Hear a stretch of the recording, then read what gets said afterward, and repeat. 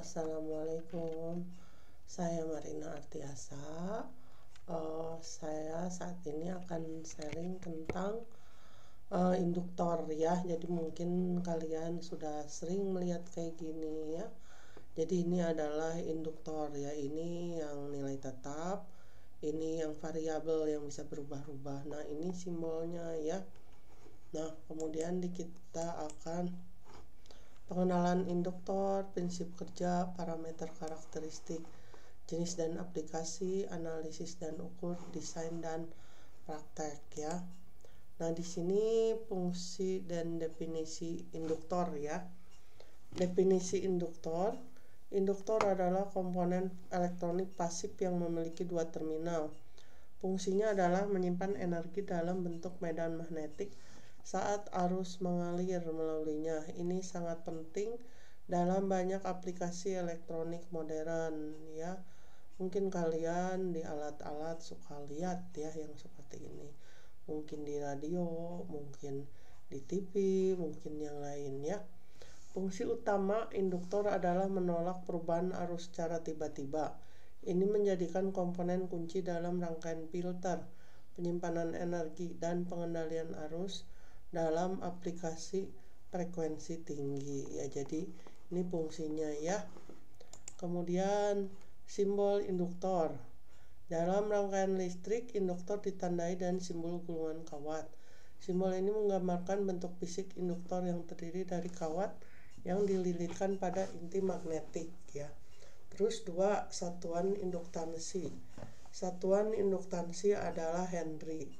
1 Henry berarti bahwa perubahan arus sebesar 1 ampere per detik akan menghasilkan gaya elektromotif sebesar 1 volt. Induktasi umumnya diukur dalam nanohenry Nh hingga milihenry Mh ya. Rentang induktansi. Nilai induktansi induktor bervariasi tergantung pada jumlah lilitan, bahan inti, dan geometri komponen. Induktor dengan inti perit memiliki induktansi tinggi, sementara induktor udara memiliki induktansi lebih rendah. Nah, ini hukum Lenz dan GGL induksi ya. Mungkin pernah dengar waktu di SMA ya. Hukum Lenz menyatakan bahwa arus induksi selalu berusaha menentang perubahan fluks magnetik yang memicunya. Ini menjelaskan mengapa induktor menolak perubahan arus secara tiba-tiba, menjadikannya komponen penting dalam rangkaian listrik ya. Terus di sini energi tersimpan di medan magnet. Energi tersimpan dihitung dalam induktor dihitung dengan rumus ini. W sama dengan setengah Li kuadrat, di mana L adalah induktansi dan I adalah arus. Energi ini berbentuk medan magnetik di sekitar kumparan induktor. Terus proses penyimpanan energi. Saat arus mengalir melalui induktor, energi listrik diubah menjadi energi magnetik dan tersimpan dalam medan magnet. Proses ini penting dalam aplikasi seperti penyimpanan energi dan filter. Terus pelepasan energi. Saat arus berkurang atau terputus, energi yang tersimpan dalam medan magnetik dilepaskan kembali ke rangkaian. Ini menjadikan induktor seperti inertia arus mempertahankan arus dalam rangkaian. Terus pengaruh energi tersimpan. Energi yang tersimpan dalam induktor mempengaruhi performa rangkaian, seperti dalam rangkaian DC to DC converter. Pemilihan nilai induktansi yang tepat sangat penting untuk efisiensi dan stabilitas rangkaian. Nah, ini parameter karakteristik ya. Faktor yang mempengaruhi induktansi ya, ada permeabilitas inti atau ini ya adalah faktor kunci mempengaruhi induktansi. Inti perit memiliki permeabilitas tinggi meningkatkan induktansi, sementara inti udara memiliki permeabilitas rendah. Jumlah lilitan ya. Jumlah lilitan atau N dalam kumparan induktor berpengaruh langsung pada induktansi ya. Semakin banyak lilitan, semakin tinggi induktansi. Terus geometri kumparan seperti luas penampang A, panjang lilitan L juga mempengaruhi induktansi. Perubahan geometri dapat mengoptimalkan performa induktor. Nah, di sini resistansi seri dan arus maksimum. Resistansi DC. Resistansi DC kawat induktor menyebabkan rugi daya dalam bentuk panas. Rumus P sama dengan I kuadrat DCR digunakan untuk menghitung rugi daya ini. Arus maksimum yang dapat ditangani induktor tergantung pada kemampuan termalnya. Melebihi arus maksimum dapat menyebabkan panas berlebih dan saturasi inti. Ya, makanya harus kita lihat baik-baik ya di datasheet. Terus ada induktor udara. Induktor udara memiliki induktasi rendah. Nah, kalian bisa lihat gambarnya yang ini ya. Namun linearitas tinggi, cocok untuk aplikasi radio frekuensi karena kualitas faktor Q-nya tinggi. Terus 2 ferrit. Nah, ini ferrit ya. Intinya ferrit ya, memiliki permeabilitas tinggi, menghasilkan induktansi tinggi. Cocok untuk aplikasi daya rendah seperti dalam rangkaian power supply ya. Terus powdered iron ya. Mana nggak ada. Inti powdered iron memiliki dispersi gap, menghindari saturasi inti pada arus tinggi, cocok untuk aplikasi switching ya.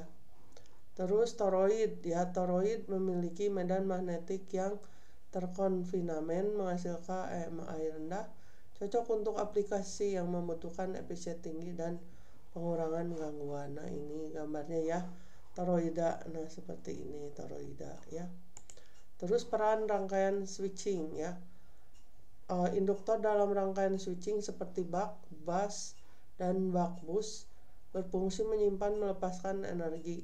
Nilai induktansi dipilih untuk mengontrol ripple arus dan memastikan efisiensi tinggi. Nah, di sini analisis dan ukur. Respon transient dan frekuensi.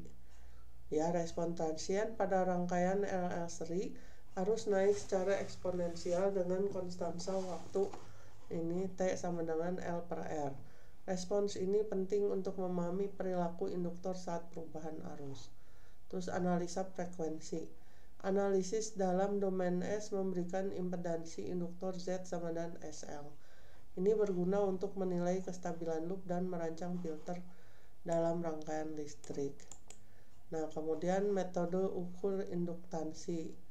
Ada LCR meter, alat umum mengukur induktansi pada frekuensi kerja. Ini memberikan nilai induktansi, faktor kualitas Q, dan resistansi seri ESR. Terus metode resonansi. Jika LR tidak tersedia, induktor dapat diukur menggunakan rangkaian RC seri dan osiloskop. Dengan mengukur frekuensi resonansi, induktansi dapat dihitung menggunakan rumus ini. L sama dengan 1/4 pi kuadrat F kuadrat C. Terus pentingnya kalibrasi. Kalibrasi pengukuran sangat penting untuk memastikan akurasi hasil pengukuran.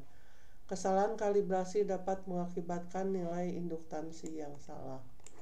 Nah, kemudian di sini langkah merancang induktor. 1 ya, tentukan spesifikasi ya. Menentukan nilai induktansi dan arus puncak yang dibutuhkan. Spesifikasi ini akan mempengaruhi pilihan bahan dan geometri induktor. Terus pilih inti yang sesuai. Berdasarkan aplikasi, pastikan inti tidak mengalami saturasi pada arus maksimum. Hitung jumlah lilitan, rumusnya ini. Pastikan perhitungan akurat untuk mencapai induktansi yang diinginkan. Terus verifikasi desain. Verifikasi desain dengan memeriksa rugi, tembaga, dan inti. Pastikan suhu operasi tidak melebihi batas aman. Lakukan iterasi jika diperlukan untuk mengoptimalkan desain. Kesalahan umum dan mitigasi.